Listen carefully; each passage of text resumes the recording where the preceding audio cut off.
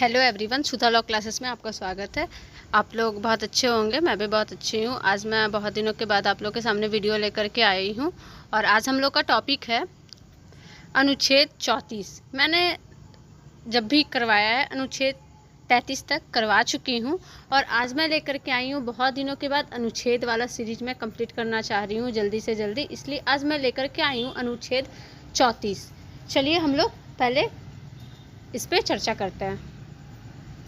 भारतीय संविधान का अनुच्छेद 34 आपातकालीन परिस्थितियों में विशेष रूप से मार्शल लॉ की स्थिति से संबंधित है। दोस्तों, अनुच्छेद 34 जो है आपातकालीन स्थिति जो होती है, परिस्थितियाँ जो होती हैं, विशेष रूप से मार्शल लॉ का जब स्थिति होता है, जब मार्शल लॉ लागू होता है तब की स्थिति से ये अनुच्छेद संबंधित है।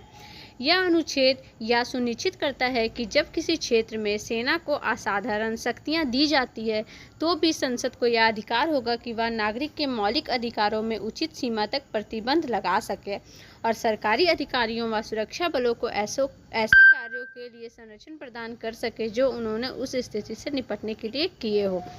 दोस्तों, बताता है कि यह अनुच्छेद सुनिश्चित करता है कि जब किसी भी क्षेत्र में सेना को असाधारण शक्तियां दी जाती है तो भी संसद जो होता है उसके पास यह अधिकार होगा कि वह लोगों व नागरिक के मौलिक अधिकारों में उचित सीमा तक प्रतिबंध ही मतलब इतना मौलिक सभी अधिकार है उसमें जहां तक हो वहीं तक प्रतिबंध लगाए, उससे ऐसा ना हो कि उनकी जो चीज़ ज़रूरी है उसे भी प्रतिबंध लगा दे। मार्शल लॉ के क्षेत्र में नागरिकों के अधिकारों का प्रबंध और प्रतिरक्षण।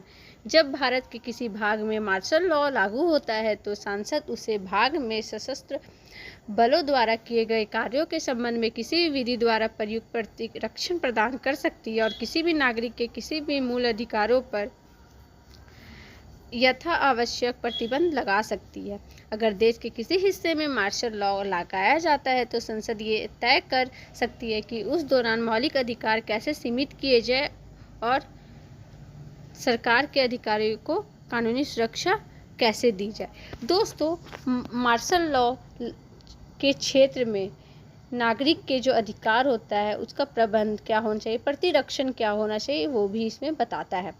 जब भारत के किसी भाग में मार्शल लॉ लागू होता है तो संसद उस भाग में जितने भी सशस्त्र बलों द्वारा किए गए कार्य जो होते हैं उसके संबंध में किसी भी विधि द्वारा प्रयुक्त प्रतिरक्षण प्रदान कर सकती है। और या देश के किसी हिस्से में मार्शल लॉ लगाया जाता है तो संसद यह तय कर सकती है कि उस दौरान मार्शल लॉ लगाया गया उस दौरान मौलिक अधिकार कैसे सीमित किया जाए, सरकार के अधिकारियों को कैसे कानूनी सुरक्षा दी जाए। दोस्तों, आज मैंने आप लोग को बताया अनुच्छेद 34 में क्या बताया गया है। उसमें वो बताया गया है कि जब आपातकालीन परिस्थिति में मार्शल लॉ लगाया जाता है उस टाइम भी मौलिक अधिकार जो होते हैं वो कैसे प्रतिबंध किए जाते हैं, वो सब इसमें बताया गया है। आशा करती हूँ कि आप लोग को ये बहुत अच्छे से समझ आया होगा। चैनल पे नए हैं तो चैनल को सब्सक्राइब करें और वीडियो को ज़्यादा से ज़्यादा लोगों के पास शेयर करें। आज के लिए बस इतना ही। मैं कल फिर मिलूँगी नए वीडियो के साथ। तब तक के लिए नमस्कार।